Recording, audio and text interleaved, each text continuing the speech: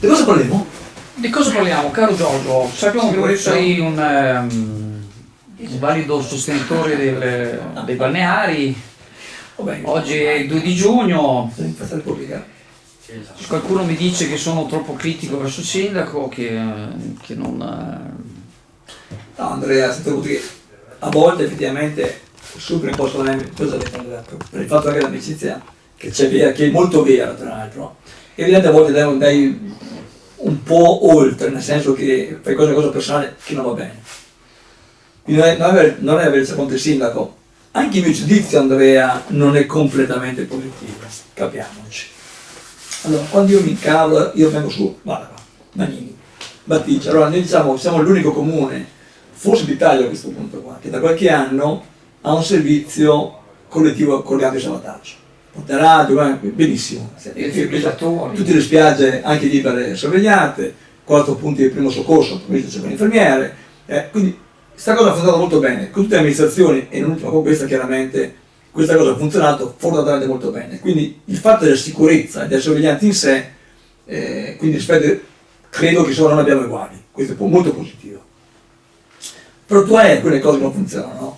Per esempio gli abusivi in Battigia, dico ogni volta. Il problema, ne abbiamo già parlato con te, andrebbero chiaramente penalizzati come io vengo dalla riva, e allora se tu hai anche gli ambulanti irregolari, che però ricordo, perché noi abbiamo delle norme da rispettare e noi siamo obbligati a rispettarle, che noi comunque tu hai giorni di maltempo devi avere il bagnino a prescindere, faccio un esempio.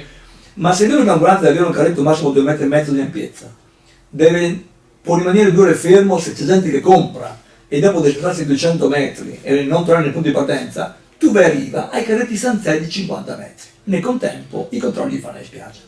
Cioè questa cosa che ti fa un po' girare i coglioni. Non tagliarsi il termine, eccetera, perché a volte i termini sono importanti, altrimenti non vengono colti. Poi sono maleducati se vuoi. La gente, quindi questa cosa andrebbe fatta, va vista. La prima di sicurezza, Andrea, tu vai a riva adesso, vedi i bagnini, litighiamo con la gente che si mette sopra i mosconi. Sopra i mosconi. Cioè, sono litigato io con 2 postazioni 4, capito? Ma non potevo stare un secondo. Questa è una cosa demenziale. Allora voglio dire, questo manca. Il servizio, Andrea, io mi lamento il parcheggio, non è che mi lamento il parcheggio che deve essere privato, no? Qualcuno ha questa idea e non va bene. Io dico, qua c'è la gente che stamattina, le colonne. La coda. Tu hai le macchine per stare sopra il marciapiedi, hai un'area che si può prestare temporaneamente a un servizio. Facciamolo. Tu dici ma mancano i lampioni piuttosto che con in settimana facciamo. Ma chi se ne frega? Ma chi se ne frega i lampioni? No, ho dei colonnini. Poi qua si prende un'altra questione, Andrea, la volta scorsa. Io inviterei l'amministrazione comunale. Ti ho detto prima, la mano destra non so quello che fa la mano mancina, probabilmente. Mancina. Sì, vabbè, mi viene, mi sta anche a volte la battuta, poi so che gli sto sulle palle, quindi insomma è un problema suo, perché io probabilmente, sai cosa Andrea, sono molto presuntuoso. Se i miei soci non mi cacciano, io nel 2026 sarò ancora qua se non mi cacciano prima, se non muoio prima. Loro non lo so. Ho detto questo. Dovrebbe guardare i provvedimenti che hanno votato. Cioè vedendo una delibera 98 del 2018 e poi votata da loro, fatta proposta con la giunta 5 Stelle, che dice, facendo una disciplina molto attenta del territorio, perché quest'area deve essere in parte riservata parzialmente ai parcheggi, votata da questa giunta. Loro fanno una delibera successiva che dice una cosa contraria, cioè che almeno si guardasse i provvedimenti. Tu dici, amministrano bene, non lo so Andrea, aumenta la Tari, facciamo la design sulla Tari. Aumenta la città, io ho detto, ho fatto delle comunicazioni ufficiali di cui risposta zero, da parte di tutti è maggioranza e opposizione. Voi avete fatto una delibera qualche anno fa per aiutare alcuni tecnici o alcuni gruppi politici di ridurre gli oneri della monetizzazione dei parcheggi. Tu fai una casa, per capirci Michela, devi pagarlo 7.100 euro. Come li fai? Per fargli il favore, se poi gli imprenditori locali lo porti 5.000 euro. Ti dico, ma state attenti. Voi mi aumentate tutto.